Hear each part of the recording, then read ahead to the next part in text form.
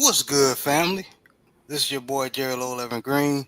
Shout out to the mighty LDBC with another episode of the Black Man's Perspective. Man, we just gonna go ahead and just chop it up. Um, I wanted to reintroduce a fun conversation that 78 Sports TV had on his own channel regarding one of the most um, in my opinion, as far as boxing movies in the series, one of the greatest of all time, the Rocky series, Rocky 3, during Club of Lane, regarding, the brothers, man, was Apollo Creed a coon for helping out Rocky beat Club of Lane? So, um, definitely a fun conversation to have, and I just wanted to reintroduce it and just chop it up and talk about it, and we can go into other topics regarding boxing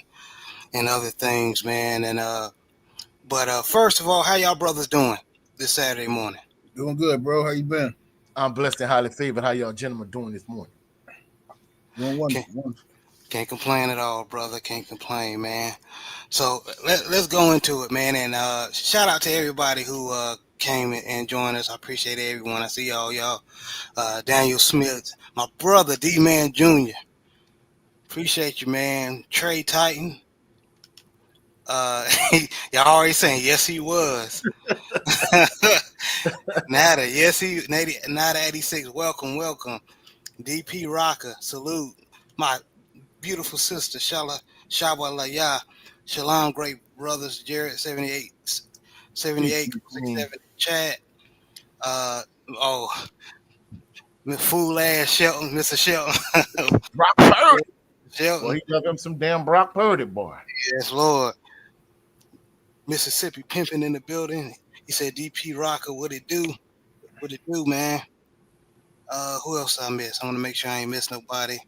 HC Boxing was good, man. And my brother, Baltimore Raven brother, 86. 86 gold. Salute to you, fam.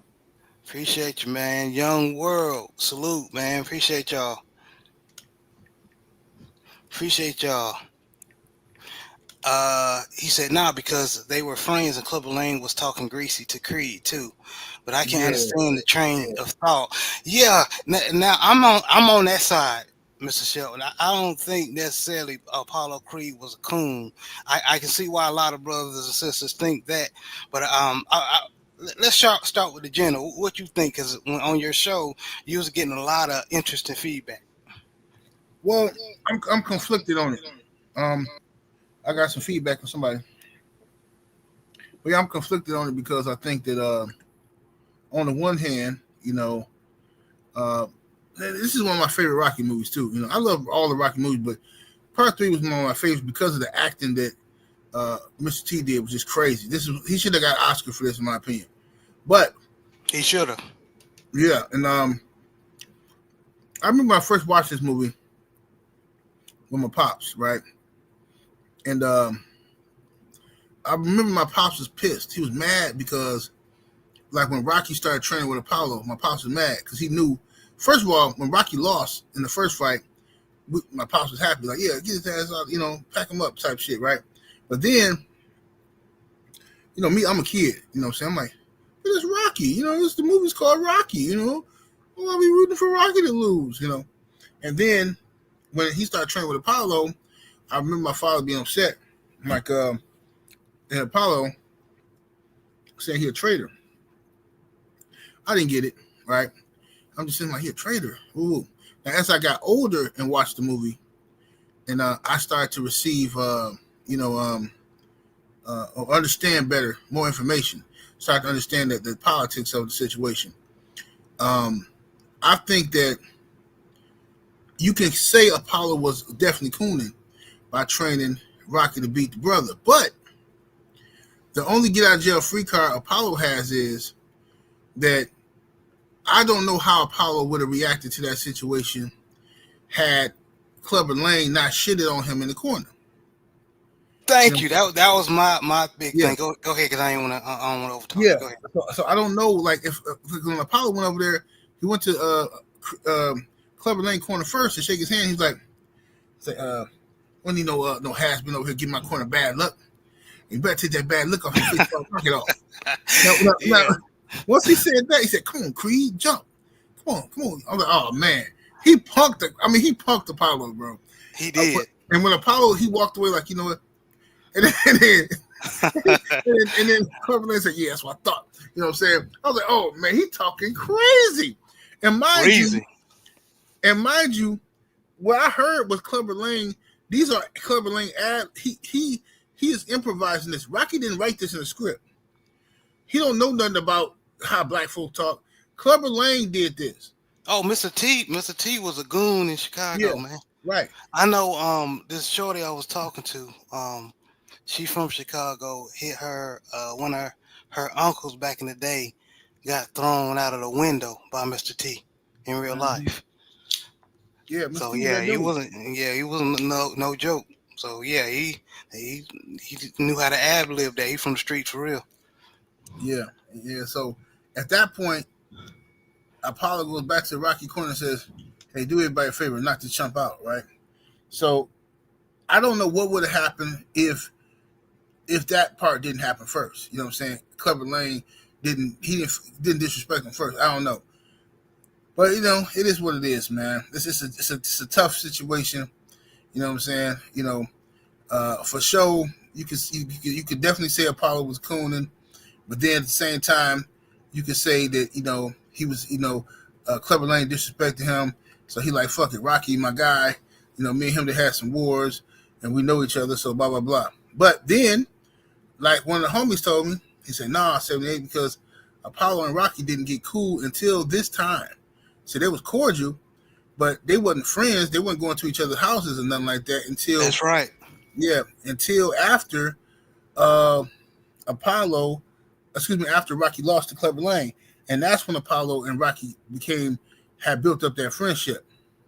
So it depends. To me, it's not a wrong answer in this situation. I definitely agree, and salute to Hamza S, man. He said didn't receive a notification even though I've been subscribed to this channel. Yeah, YouTube be tripping, bro. But I appreciate your support. Jay Barr always support and salute family in chat. Yeah, man. I definitely agree. The way Mr. T or in the movie Clubber Lang punked Apollo Creed, because you remember in the first one when Joe Frazier came in Apollo's corner, it wasn't none of that because of course it's Joe Frazier. Right. It was the respect. He was playing with Joe Frazier and everything, but yeah, that was some sucker shit on Clubber Lang's part. Coach, what you think? Yeah, I'm not gonna lie. I see both sides of the argument, but my perspective is different.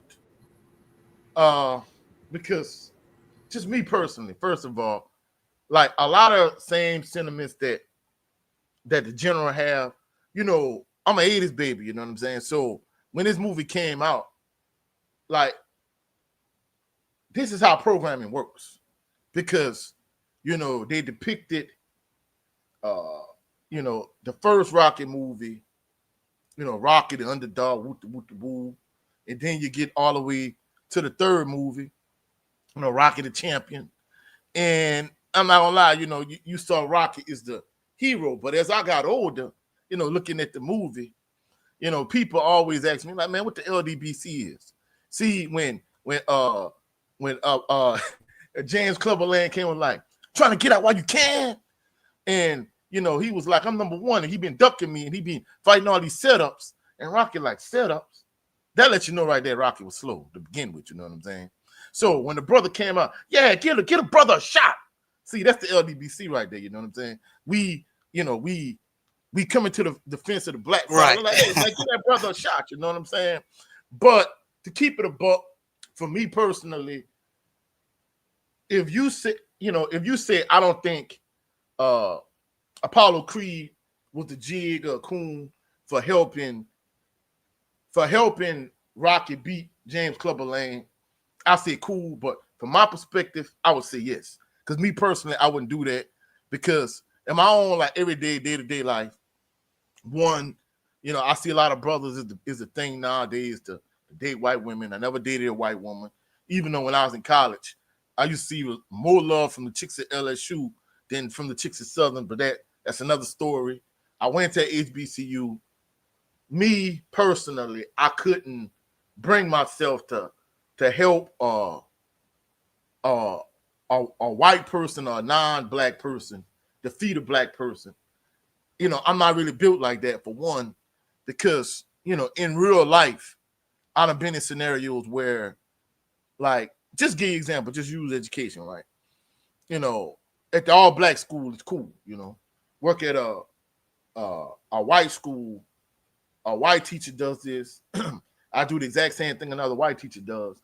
I do it as a problem, they do it as cool. So in everyday real life, I see that, hey, I'm a black man, there's a double standard. I'm held to a standard that white people aren't held to. So my ideology, my thinking, my logic, the way I move is different. And, you know, like 7A said, I'm not gonna lie, this is a classic movie, a classic series of movies. But, you know, just some of the points that he brought up on this show live stream a few days ago, it was just an awesome show, awesome dialogue. But my perspective of yes, it was the whole Rocky series, like, for example, you know, the brothers got to talking about Adrian was a 304. I'm not even gonna lie to you. I thought that was funny. That was funny as hell. But from my perspective, I'm gonna keep it a buck. You know, I'm a teacher. I look at things different. You know, me and General kind of talked about this behind the scenes. You know, he don't like when people use the term or the verbiage on the spectrum. Watching Rocky 1, I'm not gonna lie, I know he's gonna be like, oh man, Coach tripping. Watching Rocky 1, Adrian is beyond socially awkward. Man, I don't care what nobody's saying. Rocky 1, Adrian was on the autism spectrum. Because not only was she socially awkward, she was damn near mute, like non-conversational. Bro, I don't care what nobody say. Adrian in Rocky 1 was slow. I think in terms of her character arc, they kind of moved her away from what she was in the original Rocky movie. But I think she's slow, and, you know, like 7A said, you know, slow people kind of tend to associate with other slow people. I don't care what nobody say. I think to a certain degree, I think Rocky was a little slow too. Because for him not to realize that he couldn't read, Coach. He couldn't read, but not only that, bro. But look at this. Look at this.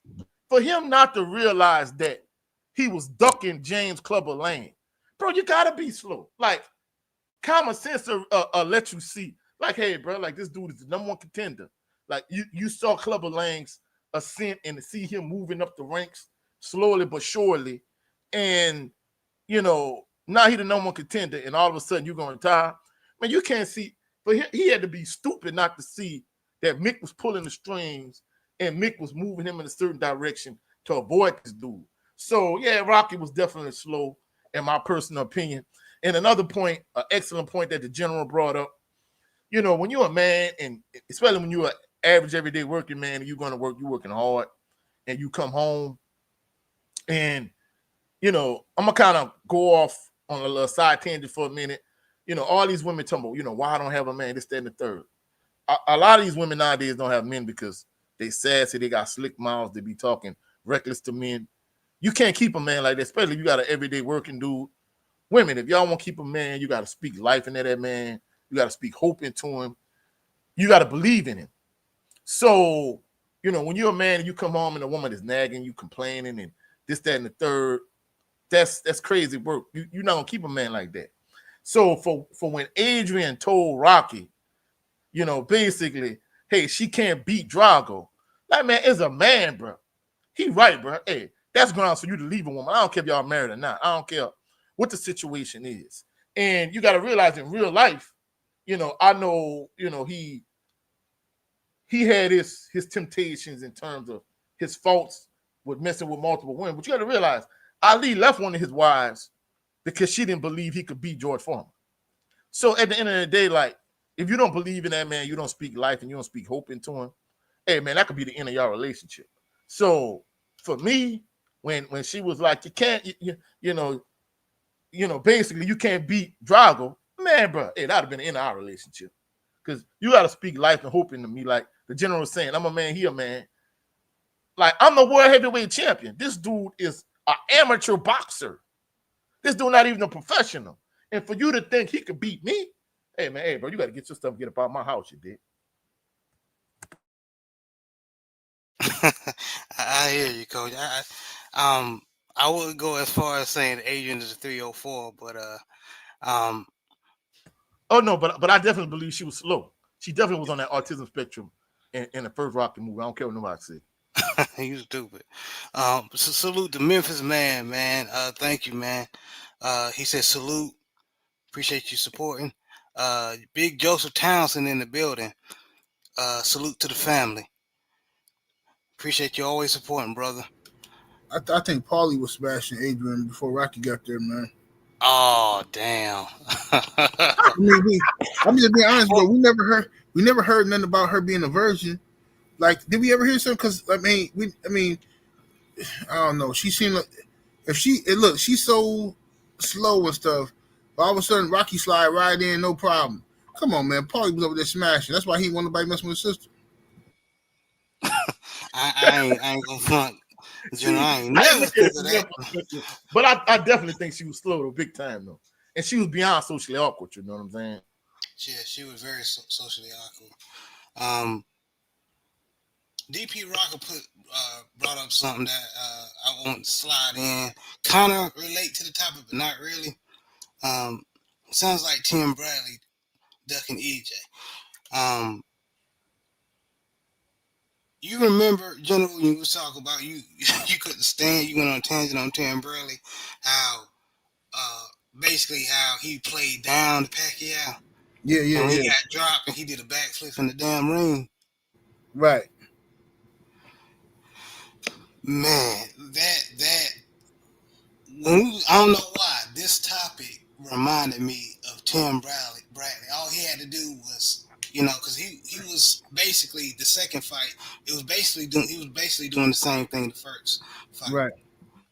Boxing beautifully, and then like he did the Russian, and I'm blanking on his name. He wanted to go in the slugfest with Pacquiao and got caught, and they want to do a damn backflip in the ring. And I just felt like if that was a brother or somebody else, he would have been on his best behavior. Yeah, I agree. I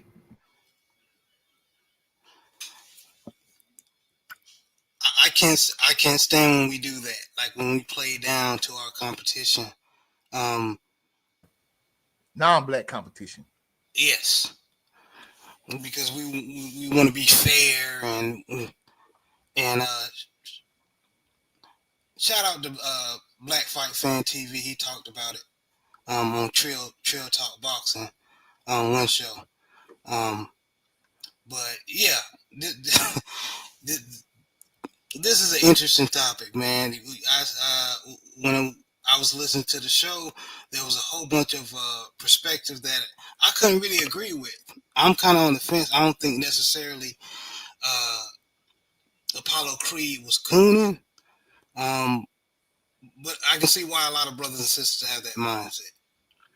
But before we move on, is there any other thing y'all want to cook on this topic? Or No, I'm good. Bro. Okay, all right. We're gonna stay on Rocky.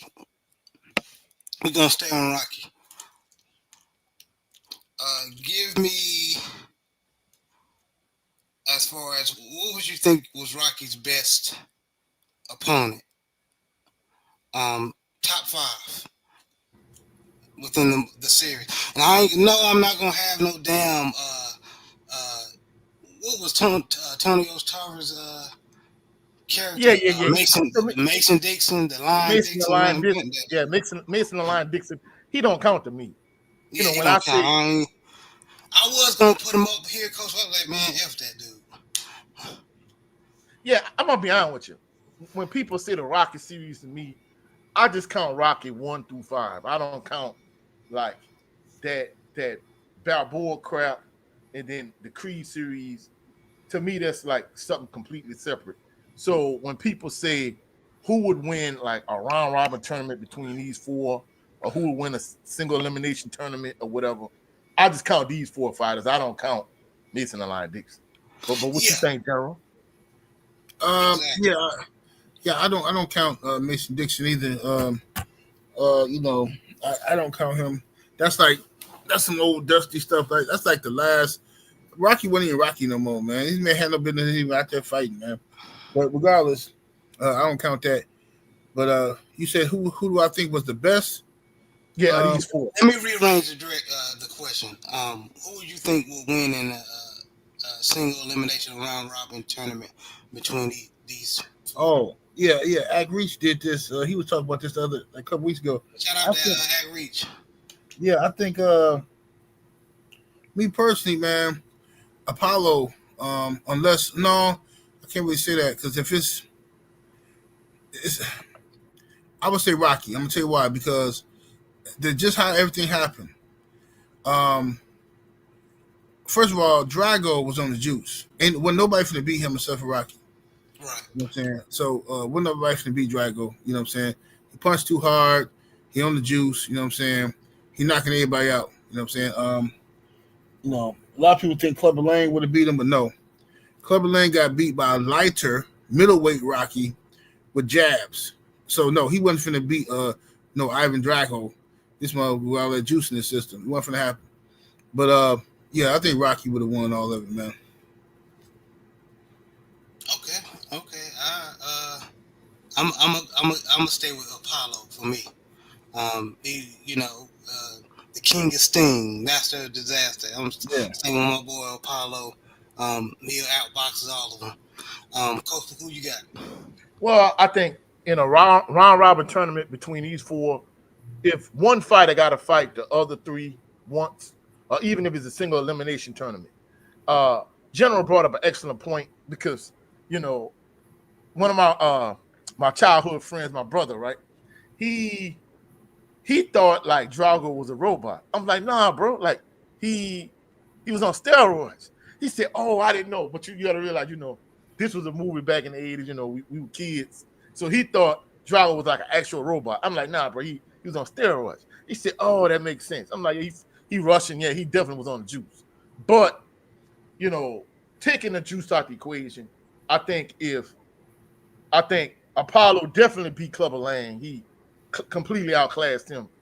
And, one of the issues I had with Apollo helping Rocky against James Clubber Lang was the fact that he helped him, and then during the fight, Rocky deviated from the game plan and went back to being a glorified punching bag.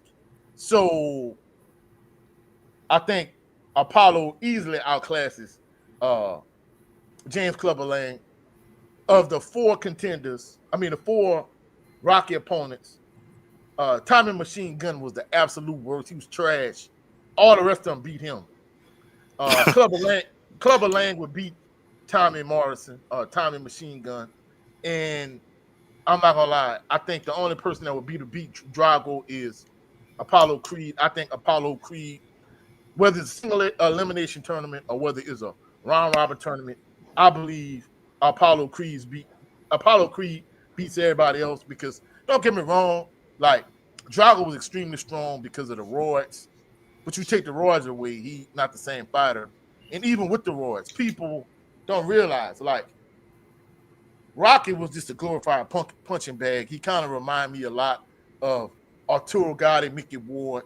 So yeah, he able to take this beating, but it kind of highlighted Drago's weaknesses. First of all, his stamina was a huge weakness, So his strength was his strength, but his lack of stamina was his weakness. You know what I'm saying? So, the general brought up some excellent points, but truthfully speaking, like I've seen other people talk about this on YouTube. I really don't watch no boxing channels outside the LDBC, but this was kind of like a fictional movie type thing.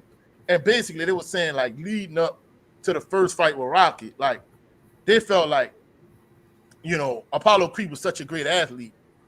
I mean, just think about it. He was the heavyweight champion of the world, and other fighters was ducking him.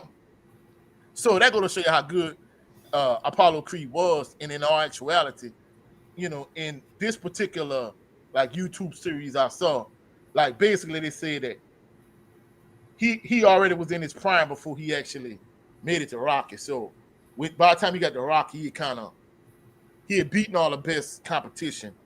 he had kind of started to trend on, and he overlooked Rocky. And when he fought Rocky in Rocky 2, he wasn't his absolute best. And the general was saying even against Drago, he still was smooth, he was slick, excellent jab. But I think by that point, I think it just kind of go to show you how great Apollo Creed was. But I think he was past his prime by the time he fought Drago. But I think even with the juice, I think Apollo Creed would have found a way to win from a standpoint of Drago's biggest weakness is his lack of stamina. And if he can't knock you out, he can't beat you. And I don't think he would have been able to beat Apollo Creed. I think Apollo Creed wins this tournament. Young Apollo Creed. Yeah. I agree. Salute the Cadillac Red. Supreme Beats Boxing Talk. Salute to the family. Appreciate you, brother. Salute Red. And Big Red, host of Big Boy Talk. Salute everybody. Hope you're having a great day. Yes, we are, brother. Appreciate you supporting. Yeah, man, I agree.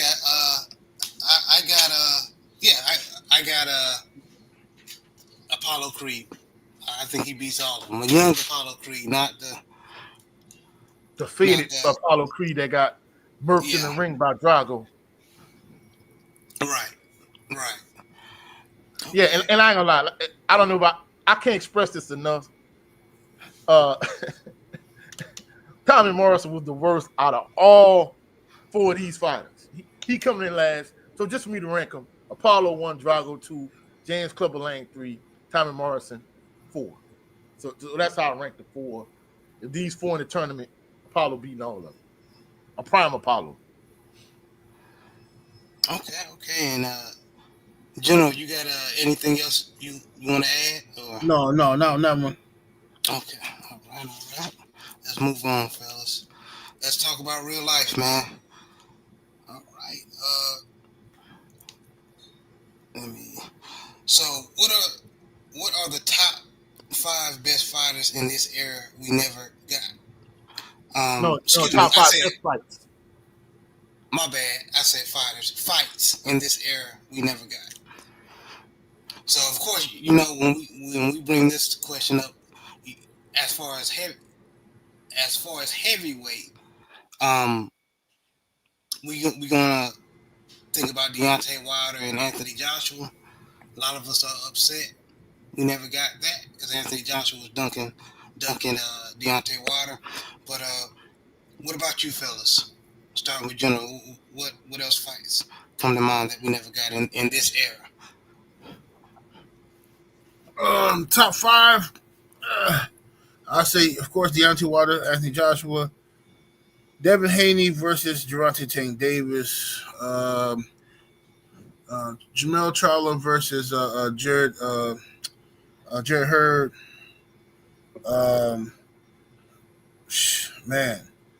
Manny Pacquiao versus Terrence Crawford. I would say another fight, Errol Spence versus Keith Thurman. I agree. That's all mine. Coach, what you think? Yeah, my list is kind of similar to his. I'm gonna say Wilder versus Joshua, Tank Davis versus Devin the Dream Haney, Charlo versus Hurd, Devin Haney versus Shakur Stevenson. I still think there's a possibility we may get that fight. Definitely the big fight on this list that I don't think gonna ever happen is Canelo Alvarez versus David Benavidez. And my honorable mention is Charlo versus Demetrius Andrade. And I know we missing something, family. Y'all like Shawa Layal put, and she put a good one. Crawford versus Charlo is the one for her. That's I ain't gonna lie, that one too. Yeah. That's definitely a good one. Yeah, I know we missed something. Y'all can put some matchups that we may have missed. We want to see what y'all think. But yeah, man. Yeah, I definitely want to see that Deontay Wilder Anthony Joshua fight, and I just prime Deontay Wilder when he was knocking everybody out. AJ knew what was up. He didn't want none of that smoke at all. Right. Who do you think is the most underrated fighter of the previous era? Underrated fighter of the previous era. By previous era, you mean like what? Floyd Mayweather them era, or before that? Yeah. Yeah. That particular area. You Errol. got it. Okay. Underrated fighter from that era. It's a good question, man. Underrated fighter from that era. I would have to say, man, that's a tough one. I should have thought about this one, man. I mean, if you don't mind, General, I could jump in real quick. Yeah, go ahead, bro. I'll probably say two fighters. One, I'll say Paul Williams. Man, I'm not gonna lie, it's a travesty that Floyd Mayweather Jr. never fought this dude. I mean, that dude, he fought Margachito when Margachito probably had loaded wraps. I mean, he was 6'2". I mean, extremely tall, welterweight with long arms, a volume puncher. I felt like Paul Williams was definitely underrated in the previous era. And I'm gonna go with Ike Quartet. I'm not even gonna lie. I felt like Ike Quartet beat. I felt like he beat De La Hoya. Even though I felt like Fernando Vargas actually beat him, I felt like he beat De La Hoya. I felt like he was underrated. I felt like because Trinidad and De La Hoya, I felt like he never got his just due. So I'm gonna say Ike Quartet and Paul Williams are like the two most underrated fighters in the previous era. I ain't mad at that one at all. Yeah, definitely. Paul Williams for sure. He had his tragic situation that happened with him. The motorcycle, but he's paralyzed. Yeah.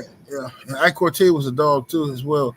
I thought he beat Oscar, but it is what it is. But definitely, I would say I would go with your thought, Paul Williams. I would say him.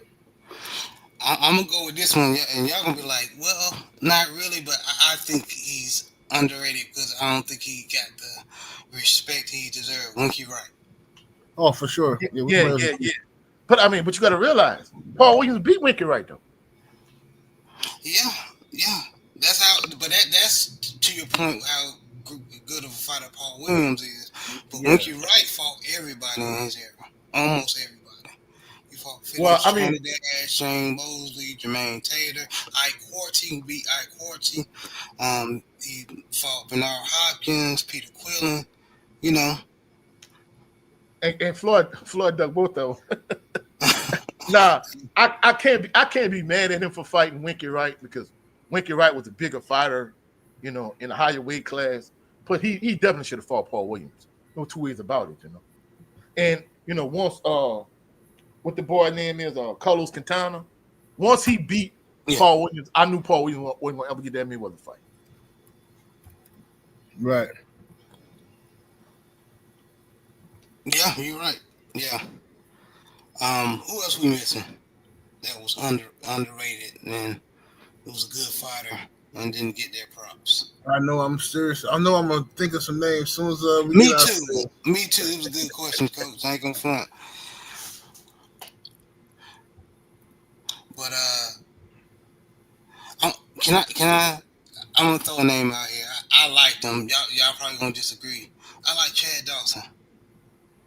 Chad Dawson. Oh yeah, Chad Dawson was cold. He was cold. Yeah, he was good. Yeah, he just couldn't get right. He couldn't stay focused, man. And I used to talk to his trainer all the time, Scully, John Scully. I used to talk to him. I used to interview him all the time. But Chad, I remember when Chad first fired John Scully, like nobody knew it. We found out on the day I was interviewing him, and I asked him. I said, "So y'all started training camp yet?" He was like, "I haven't heard nothing from Chad." I said, "Huh? I thought he was in training camp." He's like, "Yeah." He had to call me. I said, "Damn!" I didn't even. Yeah, that shit just hit me off guard. Like I wasn't expecting that shit. But yeah, unfortunately, that's what it is, man. But yeah, Chad Dawson was definitely a beast, though. I heard I got some static on my end. Y'all hear static on from me? Nah, you good from on my end. You good? Okay. All right. 86 Ghost said Pernell Whitaker is but talk. Yeah. Not talked about enough. Yeah, he's not. To me, I think him and Floyd are probably the two greatest defensive fighters, of the couple previous eras. So to me, I think Pernell Whitaker is an all-time great. I wouldn't say I say he definitely not talked about it enough, but I'm not gonna say he underrated because Prime Sweet Pea, man, Prime Sweet Pea was a dog. Yeah, he was, but to 86 Ghost's point, I don't think he was talked about it enough. A lot of people know what it is when you bring up his defense and everything else, but um, he wasn't talked about like Oscar De La Hoya was, or even Floyd Mayweather. Yeah, that's another fighter that beat De La Hoya. I don't care what nobody say. Sweet Pea beat him. Oh, of course, Yeah, of yeah. course, we all know that. All the real ones, anyway. Real boxing fans. Uh, which fighter is the biggest what if of the previous era of boxing? We talked about him already, Paul Williams. Yeah. Him, if he wouldn't have got hurt, another dude, Ike Beabuchi, at heavyweight. I don't know if that's the previous era. Yeah, that's previous era. No, yeah, that's the previous era. Yeah. Mm-hmm. Yeah, Ike Beabuchi, man. If he had never got in trouble, I would love to have seen what he did with his career. Bro, he beat David Tua, bro. Like Yeah. straight up. He beat David Tua and Chris Bird. Yeah. Yeah. Beabuchi was no joke, man. Straight dog. Mm-hmm. Yeah, this racist dude. No, I was this racist dude I used to work with. I used to work at this one this manufacturing company, and this racist dude used to always he didn't know he was racist, but he was. But he used to be like, he knew I liked boxing, so he'd be like, man, did you watch the fight last night? I'm like, yeah, I watched it, man. It's when HBO was popping. He was like, man, that guy, Ike Beabuchi, a straight animal, man. Pure blood, too. He's pure blood. I'm like, what you mean, pure blood? It's pure blood. It's not mixed like you guys. He's like all African. I'm like, what the fuck? Like talk about like we what like the hell?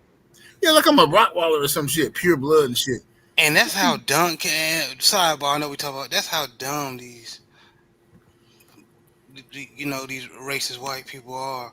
He don't know he's not pure blood Anglo-Saxon either. He mixed with German, Dutch, everything else, Scottish. So that's what the hell are you talking about? Goofy. But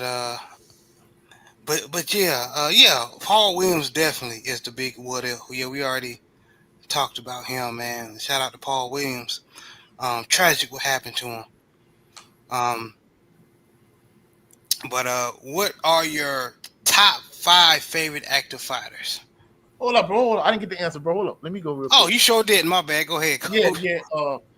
Definitely. I'll say I could be Bucci was one, and to me, I know people gonna say he chinny, but if Meldrick Taylor would have actually got the benefit of the doubt and survived that first fight with Chavez, for Richard Steele to wave it off with 5 seconds left, I think had the shoe been on the other foot, they'd have let Chavez Sr. make it through. So to me, had he won that fight, and I know people gonna be like, well, Chavez Sr. stopped him in a rematch anyway. But to me, had he won that fight, like where would his career would have went? Even though I know he already had a draw leading up to that fight anyway. But still in all, I think Meldrick Taylor, I think he, to me, is kind of a question mark. Had he won that fight against Chavez Sr., like where his career would have went.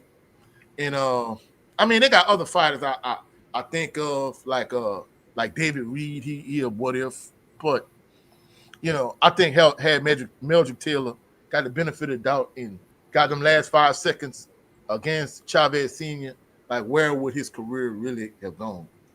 To me, that's a big what if, but I think Ike Ibuchi, I think he the biggest, because from what I'm understanding, Drew Titan talked about this on his channel. I really think, from what I understood at the time, instead of Lennox Lewis fighting Hakeem Rahman, that would have been Ike Ibuchi. I know people would have been like, well, Lennox Lewis was underestimated Ibuchi the way he did it Rahman. I don't know. He was a volume puncher. He had power in both hands. I think he could have presented some some problems for Lewis, even though I felt like Lewis was a much better athlete. You know what I'm saying? So I think he the biggest what if, but I think Mildred Taylor is like right behind him in my opinion. Yeah, no doubt. And Memphis Man said, did we mention any of Diego Corrales fights? No, we didn't. But yeah, he had some knockout, drag out fights. So Yeah. Chico I ain't was gonna lie. well. I mean, even though he lost that fight to Mayweather, I think, Mayweather just constantly beating him to the punch. That really, to me, was Floyd Mayweather Jr.'s coming out party, but I think it kind of go to show the kind of heart that Diego Chico Corrales had. I mean, he didn't stop coming, even though Floyd was constantly beating him to the punch, constantly beating him and moving and beating, beat him to the punch, moving, hitting him, not getting hit. He just kept coming, I think had he been able to work behind the jab, I think he would have been a little bit better off in that fight, but Mayweather just was too much for him. But I think that fight kind of demonstrated the amount of heart he had.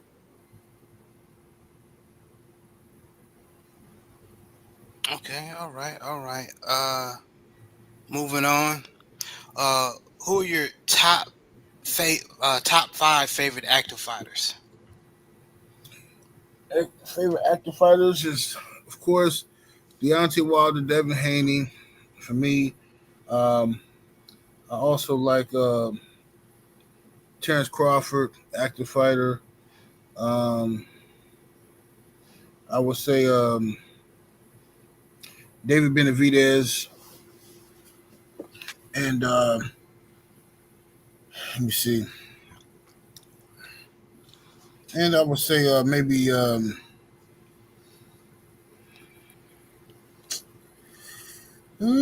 favorite, man. It's hard, man. I don't got that many favorites no more, man. But these dudes act so weird, man. Let me see, Devin Haney, Deontay Wilder, um, David Benavidez, Terrence Crawford, and mm, favorite, man. I don't know about favorite, bro. I had to say maybe, I guess Jerron Boots Ennis, man. But that's stretching it with that, bro. That's stretching it with Boots. I don't really got that many favorite fighters no more, man. I hear you. Okay, let me give you mine. Deontay Wilder, Devin Haney, Terrence Crawford, Caleb Plant, and EJ, Errol Spence. Yeah, I would. Only reason I say EJ because I don't know if he's coming back to fight. Yeah, he a bit of a question mark, but I know he's a question mark, but I'm gonna still put him No, I feel because you. he might, you know. Right. yeah, I'm gonna go with of course the person in the picture, Wilder, Devin the Dream Haney. Even though we just say he's a question mark, I'm gonna say Errol Spence Jr. Uh, After him, I'm gonna say Terrence Crawford. Even though I know a lot of brothers don't rock with him no more after his fight with Haney, I feel like if the brothers still can rock with the Charlo twins, as goofy as those two cats are, he from Louisiana still gonna rock with Regis Prograis. And I'll probably say the last two is a bit of a stretch, but I'll probably say Brian Elmer Jr. and Jerron Boots Ennis. But the general, right? Like these cats in this generation, they move way different than fighters from a previous generation in terms of, not being jigs, not buck dancing, not trying to appeal to them folks. So like really saying you got favorite fighters nowadays, really outside of Wilder, Haney, and Spence, like you got to use that term favorite kind of loosely because, like him and Black Fight Fan used to point out all the time on Trill Boxing Talk, like these black fighters nowadays, they just weird, but they move different, Yeah, that's true. Yeah, that's why a lot of times, man, I've I knew this coach that was basically he knew a lot of like NFL, of course he's a coach, NFL players, and he said basically like a lot of the dudes that you see on TV just admire from a distance because if you get to know them, you'll see that they assholes. So yeah, it's like that. Even in boxing, it's like that everywhere. But here's something more easier than answer. We're gonna go all time. Who are your top 5 favorite fighters of all time? Top 5 favorite fighters of all time. Now this is gonna be easier for me. Um, Mike Tyson, Deontay Wilder. Um, I actually used to love Fernando Vargas fights. I love Fernando Vargas at the time, even though I don't know about him no more because I don't know. They give me some weird vibes lately, him and his sons, but whatever. When I was growing up, though, for sure, Fernando Vargas, Mike Tyson, Deontay Wilder, believe it or not, Roy Jones Jr. for sure was one of my favorites, and Michael Nunn. Oh, Michael Nunn, yeah, that's a good one.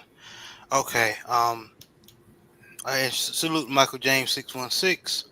What up, though, everybody? What up, man? Welcome. Appreciate you coming in. I'm gonna go. I can't skip the brothers in the picture there. I'm gonna go Jack Johnson, Muhammad Ali, Joe Louis, Joe Frazier. What's gonna be the 5th one?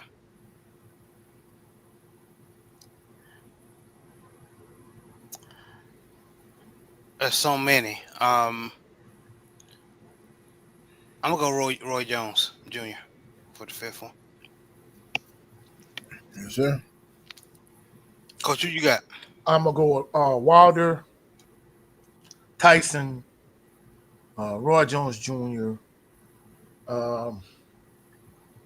Devin Haney.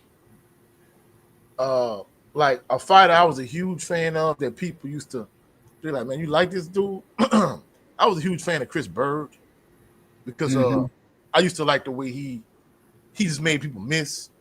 I think, the fact that he essentially was a puffed up middleweight fighting at heavyweight, like he was always at a disadvantage. But I think if he'd had just some pop in his punches and he would have been able to make people miss and counter them, I think that would have made him like much more effective.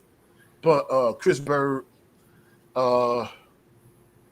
also, let me see. So I'm gonna go with Wilder, Tyson, Jones Jr., Haney, Bird.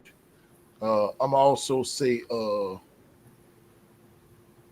Ali and Sugar Ray Leonard. Okay. And I want to make a change to my top 5. My last one, I'm gonna switch Roy Jones Jr. out with Deontay Wilder. Okay. But I'm not gonna lie, bro. Like watching Roy Jones Jr. on HBO boxing in the 90s, bro.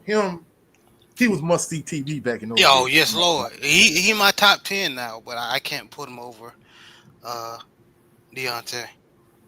Oh no, I'm not gonna lie. Another fight I left out too was Evander Holyfield. He another one. I used to like him, like to watch him fight in the early 90s. Yeah. The real deal was the truth. Yeah, Definitely, man. Okay.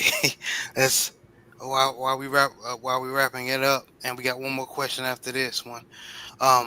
Who is the biggest cheater in boxing history? Is it Ryan Garcia? Is it Tyson Fury? Is it Antonio Margarito? Is it Louis Resto or Luis Resto? To me, it's either Fury or Resto because Fury got away with his shit. So it's really Fury because he got away with the shit. Like everybody know he cheated. Everybody know what the fuck, but don't nobody care because they said, yeah, don't nobody give a fuck. Like he cheated a black man. Yep, and Resto got caught immediately. Like he didn't even get a fucking chance to even celebrate his victory Motherfucking Colin's father came over there. Yeah, the dad called him in the ring. Yeah, that motherfucker Resto didn't get a chance to do shit, so his ass got caught. But so I'll say Tyson Fury. Okay. I'm gonna go with Tyson Fury as well. And also I want to add one what 86 Ghost just said. It's the refs as well. Yeah. Well, I'm not gonna lie, I'm gonna go with even though Ryan Garcia's a scumbag piece of trash, so is Tyson Fury. I'm gonna go with Antonio Marchito. The reason being is because I think he altered fighters' career. I mean, you got to realize from Paul Williams probably beat him with loaded gloves. He probably had loaded gloves in a Paul Williams fight, and he probably got away with it. But Kermit Cintron, Joshua Cloudy, Miguel Cotto, I think he impacted the direction of all three of these guys' career. And truthfully speaking, the fact that he probably got away with it for a while. I would like to see him fight Kermit Cintron again without the loaded gloves, because we saw what happened when he fought Miguel Cotto in a rematch without the loaded glove. Man, Miguel Cotto beat the brakes off of Antonio Margarito. Oh, that was a revenge fight. Yeah. Oh, big time. I mean, he wasn't the same fighter. I mean, even Pacquiao. And Pacquiao beat the brakes off of Margarito, even though Pacquiao probably was juicing. But even that being said, Margarito without those loaded gloves, he wasn't the same guy. So that go to show you, I think, even though Floyd was going to duck him anyway, I think Floyd was justified after the fact that this dude probably had loaded gloves. Because, I mean, once he didn't have them gloves in that Shan Mosley fight, Shan Mosley was not going to just beat the brakes off. But I don't think he would have been able to beat, even with the loaded gloves, I don't think he would have been able to beat Mayweather anyway, because I think he needed a stationary target like right in front of him. You know, he pure, when we talk Mexican style fighters, that's what he was, Mexican style, just come straight ahead, you know. And if you just wasn't gonna stand right in front of him, he wasn't gonna beat Mayweather even without the loaded gloves. Yeah, Even with the loaded gloves. Yeah. Look what Mr. Shell put. He put Andrew Galata. Now, I agree with you, but even I forgot the name of the ref 78 that said on the interview and on YouTube, he said that he refereed Fury. Andrew Galata to a few of Andrew Galata's fight, and he said that Tyson Fury beats Andrew Galata. He never seen a cheater like Tyson Fury. Yeah, I seen that referee. He said, yeah, he ain't never seen a dude dirtier than Tyson Fury in the ring. He refereed Andrew Galata's fights, 2 of them, I believe he said. So that's cheating for your ass right there. For real. Absolutely. Eddie Cotton, that's what his name. Yeah, Eddie Cotton. And Coach, I'm gonna give it to you with the bonus question. Well, I ain't gonna lie. Last night, the Queens of the Ring, you know, Nick J and Bastiana, they had an excellent conversation. So this question, it was like a twofold question. First, they talked about Fernando Vargas's oldest son. He came to the ring, and he had a rapper with him, and basically he didn't say, "Hey, this is for all my Hispanic people." He was specifically saying, "Hey, this is for all of my Mexicans." So, you know, we know Wilder was synonymous for being unapologetically pro-black. So, one, she was asking, like, you know, why don't more black fighters like be unapologetically black? Why they have to be like so sensitive towards whites and kind of pander to them? So she was like, why don't more blacks, like black fighters, basically come out and be unapologetically pro-black without cooning and buffooning and buck dancing and that type of thing? Because, you know, they were saying in terms of like the verbiage, she was saying, Boxiana was saying, hey, I would come out and say, hey, this is for all my ninjas. And she was like, but I wouldn't do that, you know, in terms of Nick J, because, you know, she know Nick J kind of like black fight fans. She don't like that term or that verbiage, you know, the ninja, you know. But she said, why can't it be for my blacks or my FBAs or my Black Americans or whatever. She was like, black will just cover the whole gamut. So why can't people come out, black people, black fighters come out and say, hey, these are for my blacks. And then in addition to that, they talked about, Juneteenth coming up and how last year, basically, the Russell, Gary Russell and his brother, Gary Antoine Russell, they got the Juneteenth belt or whatever. And, it was some controversy in terms of it, because they were saying how the Mexican belt is, they got Mexican fighters like Chavez Sr. on it, and it has gold and diamonds. It's a real, like, illustrious, prestigious belt. But the Juneteenth belt, it had, like, somebody breaking out of, like, some slave chains, and it was, like, extremely offensive.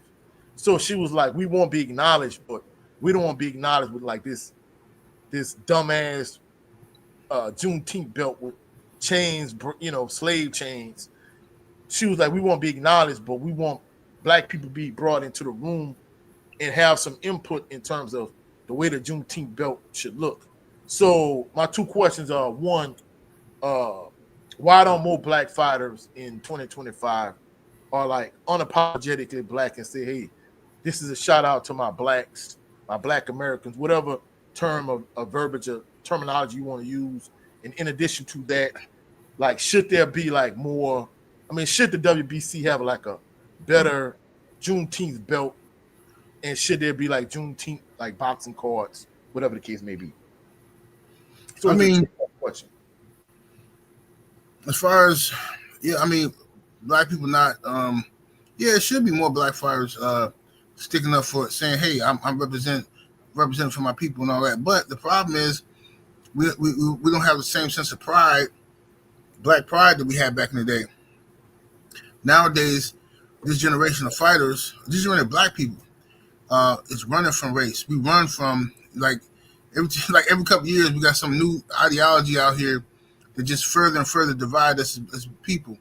We don't want to be black. We don't want to be African. We want to be all this other shit. Everybody else sit back laughing because they claiming they shit. And every 5-10 years, we come out with some new shit and, want to be something different other than who the fuck we are. So everybody, I always said it. Latinos, Mexicans can come out and say, I got to pick such and such because I'm Mexican. He Mexican, I'm Mexican. I got to ride with my homie. Oh, Puerto Rican dude say, I got to ride with my people, blah, blah, blah. And there's nothing wrong with that. Yeah. Nothing wrong with it at all. Filipinos say, I'm riding with my guy. We Filipino. I salute all of that. But everybody else, they should be saluting us when we say, hey, man, I'm picking the black fighter. I'm riding with him. They don't do that. Exactly. They get pissed off because everybody sees us as low vibrational, ignorant, immature people that can be easily swayed and manipulated. Docile. Yeah, right. They see us as that. So they come out and tell us what we can and can't do. And niggas cool with this shit. They sit back and we spend all our days trying to be fair, trying to prove to people they can trust us. And yeah, I don't see it that way, man. I think, man, see, I'm fair. Like, nigga, you stupid. What you fair for? Like, I don't understand what you fair for. If everybody else around you is unfair, what are you trying to get out of being fair? And that's what I don't understand about these dudes. So my thing is, me personally, look, I'm always gonna ride for my people. Anybody who rock with me knows I ride for my people. That don't mean I hate nobody else. It just means I'm gonna put my people first, like everybody else do. Facts. Yeah, like Mike Tyson said, just because I'm pro-black, that don't mean I'm anti-white. So. Mm-hmm. Exactly. But they know they. It's. I think. No, I know. The reason why they get so upset is because that it's in a racist or prejudiced person spirit that spirit in them doesn't like black unity. They can't help it. So if they come across a person like Deontay Wilder or Muhammad Ali or someone like that say I'm unapologetically black,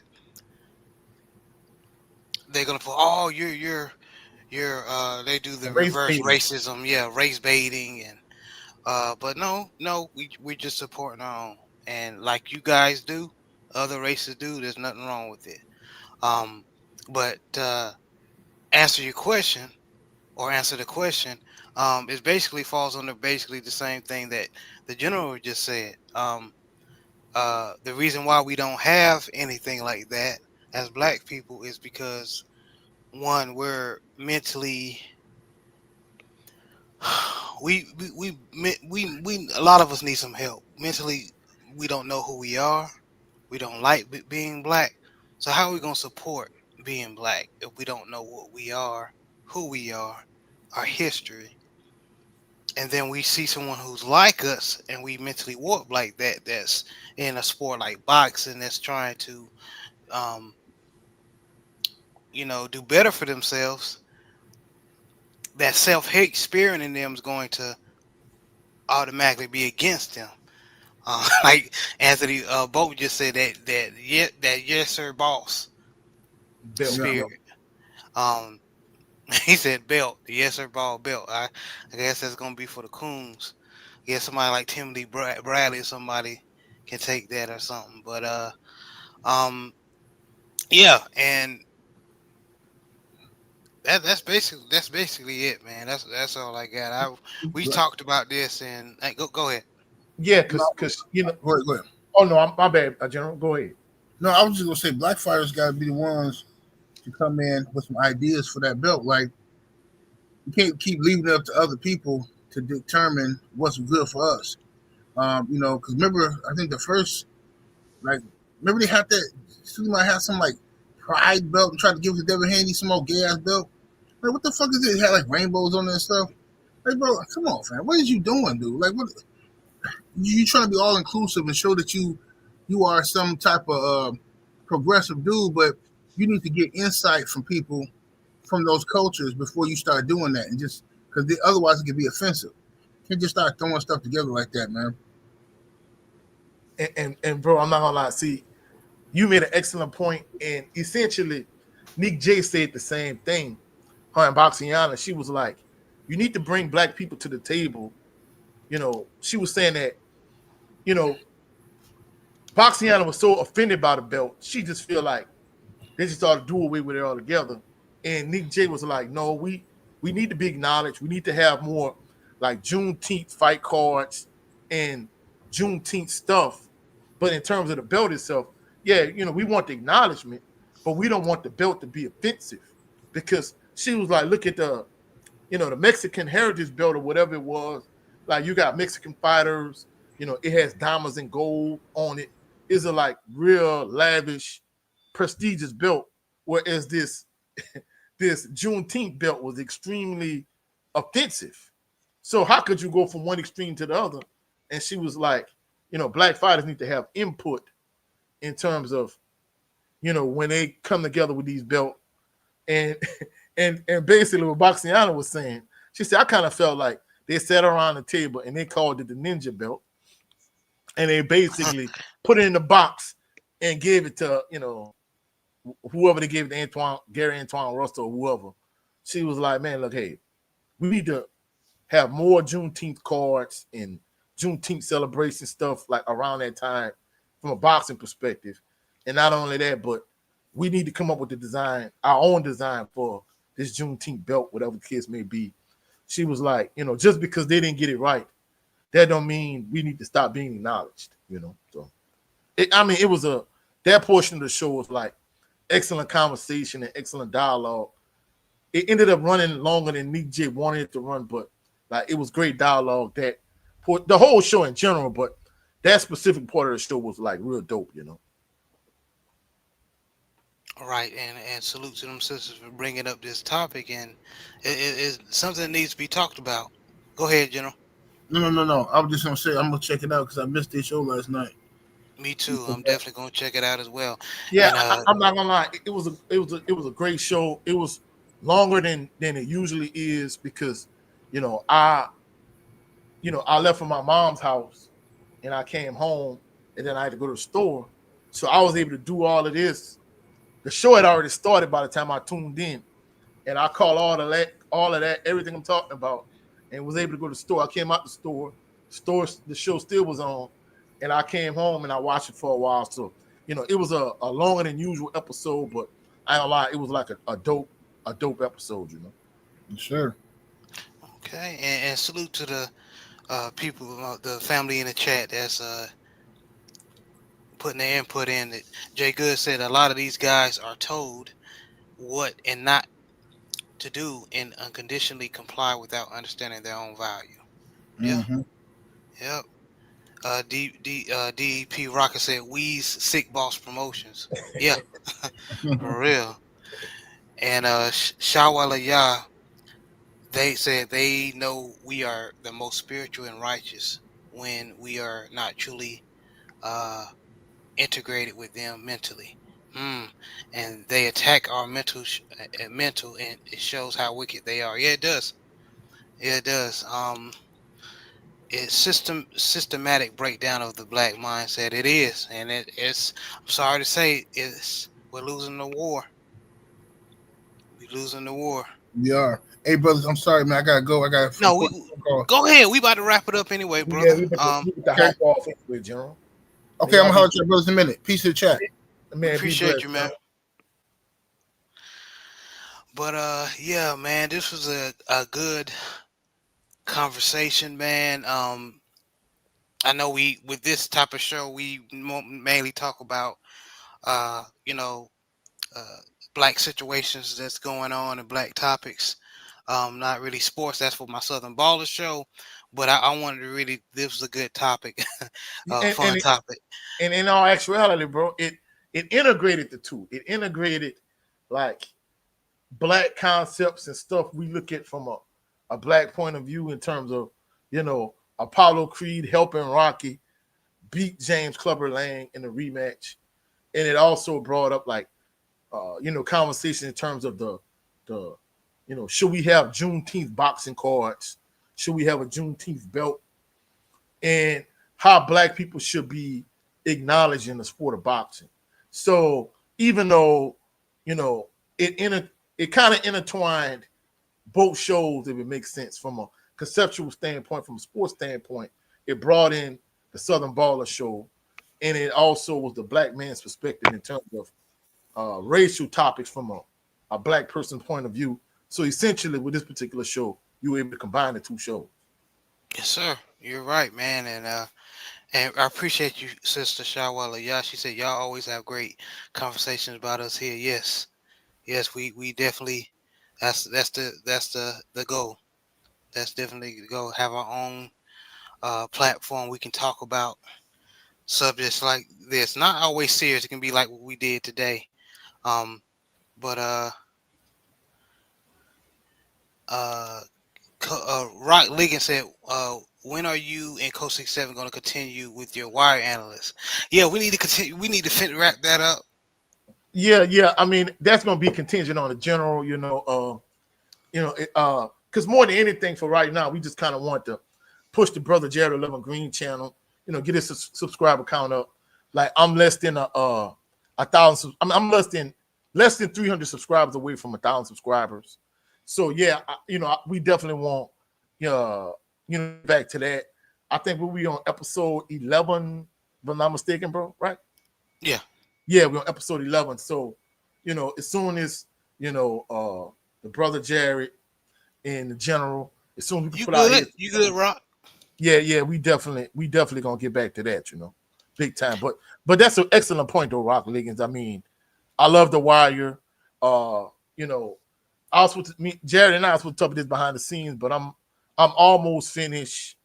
Snowfall. I'm on like episode 9 of season 5, and I'm not gonna lie, bro. Like Snowfall is not even in the same stratosphere as The Wire in terms of like quality content. You know what I'm saying? And I'm not gonna lie, Rock Liggins. I'm invested too. I love The Wire, and like I was saying, to me, Snowfall ain't even in the same stratosphere as The Wire. So yeah, we definitely need to get back to that. You know what I'm saying? Definitely, man. Thank you for reminding us, man, and letting us know you paying attention. Appreciate y'all, man. But we're gonna go ahead and wrap it up, y'all. Man, I appreciate y'all so much for showing the brother love. Trying to, get my platform up, and I appreciate y'all. I appreciate all your love. So If you're trying to push the channel, man, you're more than welcome to put your link in the chat, and That's to everybody, go and to check out everybody, our man. beloved Queen Shawala, like all the LDBC family members that's in the chat that's watching us. All Drop my your Raven Flock family, Brandon and Big Reg, everyone, and of course LDBC family. Go ahead, Coach. yeah. Like, so basically, that's what we're saying. Like all the LDBC family members, that's rocking with us live right now. If you have a channel, put the link to your channel in the chat so everybody can come over there and check you out. And we appreciate everybody that's been supporting us. Everybody that's been rocking with us since day one.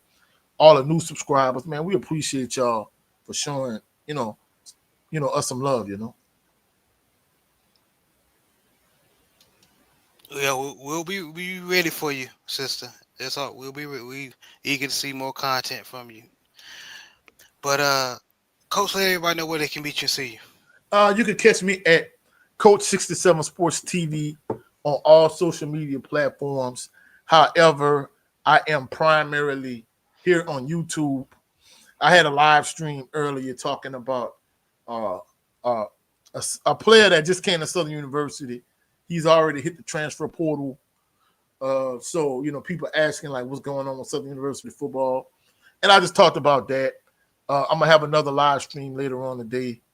I'm also going to drop some more shorts from Southern University 2025 Blue versus Gold Spring game. So come over to my channel and check me out. And we appreciate everybody, for coming through and showing us some love, you dig? Yeah, we definitely appreciate it. You have no idea. But this was another installment of the Black Man's Perspective. Y'all enjoy your Memorial Day weekend. Y'all remember the brothers and sisters who died for this country, even though they didn't respect them, didn't like them. So y'all, all y'all people, all y'all black folks that say I'm not going to no barbecue, take your ass to the barbecue. There was a black man and all the world wars that this country has went through that died for you to enjoy something or to have the certain liberties that you have. So y'all enjoy your holiday weekend, man. Go out with family. But y'all be blessed. Peace and blessings to everybody.